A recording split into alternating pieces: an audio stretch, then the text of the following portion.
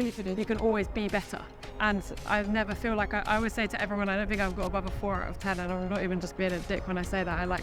There's such infinite possibilities that if I was any better than a 4 out of 10, it would be boring because I'd have nowhere else to go. And I think I've got like a lifetime of things to make. I think we're just at the start, really.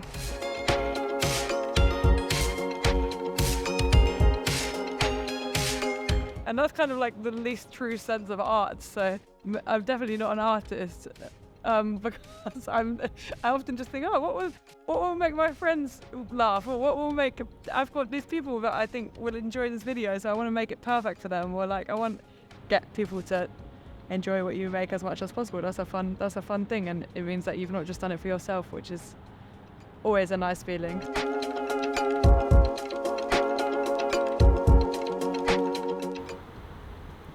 Okay, so I know we haven't put anything out with Pack Heavy Chase Light in a little bit, but that's mainly because we're working on a bunch of things for the next year.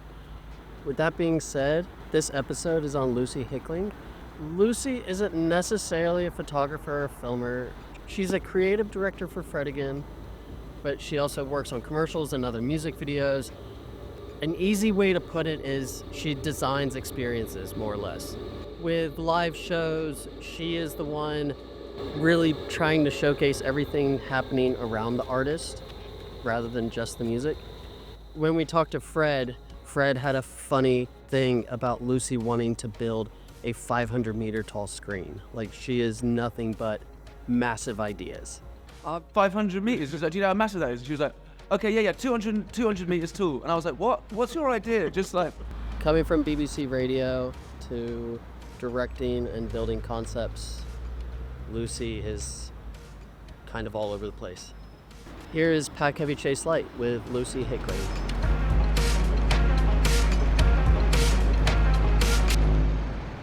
My name is Lucy, I'm 25 years old.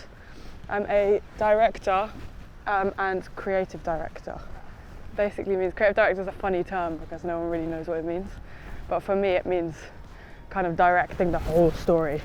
So not just directing the video, but like directing the entire image and all the things that aren't, for in my case, the music, so that it feels cohesive and it feels exciting. BBC. When I was 18, I left school and I was an apprentice at the BBC, which was a very lucky, fortunate position to be in, and I just got lucky, basically.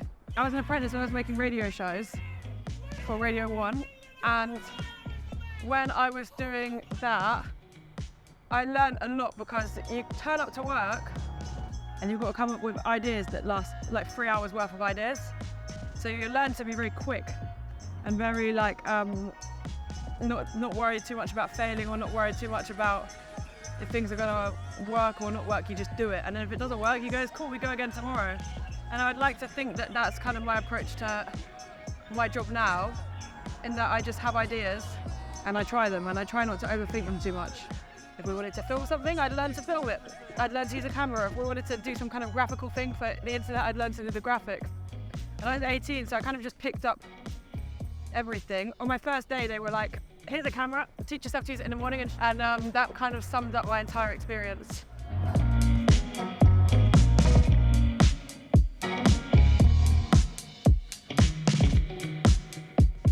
This looks so much like we're trying to be cool on the playground. So I guess we are in a way. Do you know what I mean?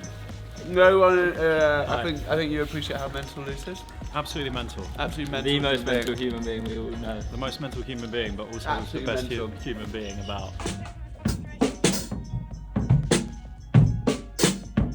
Tour we're about to do. She was like, yeah, what if one of the screens was behind the stage it's just 500 meters tall. And we were there with the production guy. The production guy was like, 500 meters? He was like, do you know how massive that is? And she was like, okay, yeah, 200 meters tall. And I was like, what? What's your idea? Just like, you just halved it and like that, and it didn't make it. She just thinks in a really, like a brilliant 7-year-old. You know, everyone wants to keep the like childlike creativity. And if you can keep that intact, it's a superpower. I've worked with Lucy for a while, with Fred and Theo. And it's just, I guess, an approach to ideas that is unconventional but also brilliant at the same time. And pretty much on every angle of this, I always want Lucy's opinion. It doesn't matter what it's for, what part of this that we're doing. I just always want to know what she's got to say about it, because you can nearly always take something salient away from it where you're like, She'll 100%. She'll 100% always just say exactly what she thinks about.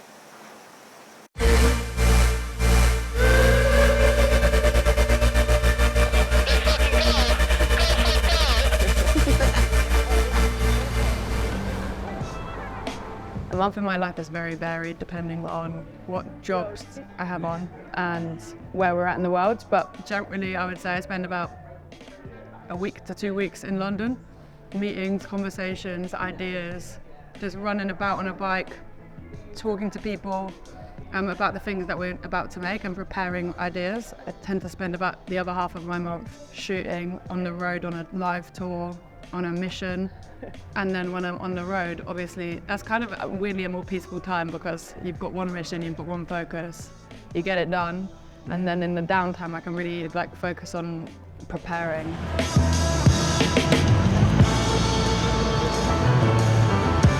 My schedule for the next 3 months, I'm doing a commercial next week, and then I fly straight to Australia, do some shows, come back, New Zealand, come back for a month, after a month, back for a couple of weeks, and then going to Mexico, and then a month in Mexico, more shows in San Francisco. Then we go to, I think we're just around the world then for festivals. I want to try and squeeze in some videos. As soon as I get back from Australia, I'm doing a music video. And coming up with those films to shoot while we're traveling. London is very vibrant and it's inspiring. Because there's a lot going on and a lot of different things to see, food to try, just activity all the time, and that's sick.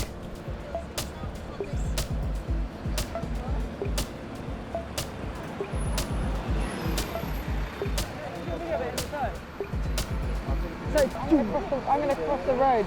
Oh, I'm just going to go pick up a print from this artist that I really like, which is nice. Secured the bag, secured the print. Very nice. I'm excited to open that later. I was just saying. He wasn't actually filming something, was he? Was he filming? No, he didn't stop. Oh my god. I was just saying, my friend lives above the dry clean system. I didn't realise you had a camera. Yeah, how are you? Cool? I'm good. Don't you ever be chatting about Da Vinci, Michelangelo, and leave this name out of it. On God. You don't know genius until you've walked around this. Please, let me put you on. Do not mention Da Vinci, do not mention Michelangelo if you're not mentioning Lucy Hickling. Can I get amen, people? Not even an amen. Oh my gosh. Please. Genius, yeah, no, I had to put you onto that. Yeah, listen, Lucy has this alter ego called Julie, right? That is probably responsible for so many of Fred Against Greatness. Listen, I get musical advice from a lot of people. I went to Julie for musical advice, yeah, and I felt like a simpleton. Is it Janet? Can we say Janet, the word, my vibe is I don't know nothing about music, so I'm just like every man. So when I give these little musical advice, it's just like what the common person would say, aka Janet. Yeah, I can't lie. As a music maker, I overcomplicate my how I look at things, definitely, and to see things from just like a blank canvas, the way that. Who is it, Julie? Janet. So I keep saying Janet, Julie. The way that Janet done it. Yeah, that's just a stroke of the genius of Lucy Hickling. Satisfaction like the plane should end up crashing and I don't survive the landing. Tell him I was loving, I was kind.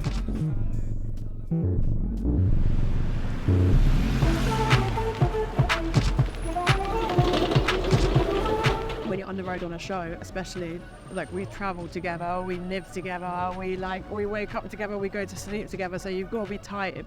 It's going to sound weird, but when we were in LA, we all lived together. So we were on tour, but normally it's sort of like hotel rooms and stuff, but we decided to stay, all four of us together in an Airbnb, and we ended up calling up the Love Bubble. The Love Bubble. And then Luce had to leave the Love Bubble. And I'm still even just saying those words, inside of me is still hurting a little bit from coming home every night and she wasn't there, and we'd still put a plate out for dinner, do you know what I mean? Just in case she came through the door. So yeah, She's the glue, man. she's the glue of the. She's the glue of the love bubble. Part of the love bubble. Yeah, she's Three of us sat around in silence, just looking at the door like our kid who's gone off to college will come home any second. So something bad happens and we're like, this wouldn't have happened if she's there. One of the things I like about doing a live show is it's very tribal. It feels like you're like cavemen on a mission. Because you're like, we go to the city, we execute, and then we go to the next place, and it's like you have a mission to achieve every day.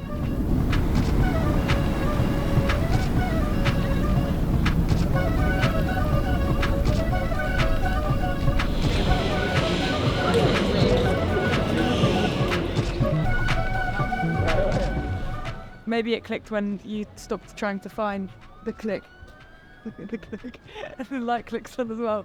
I think that it clicks when you just do what you want and you stop trying to find the click and stop trying to find what you're meant to be doing and you just do what you want to do. No, I don't really understand what I do either, to be honest, because I do so many different things, but all the things I do I enjoy, and that's the cohesion.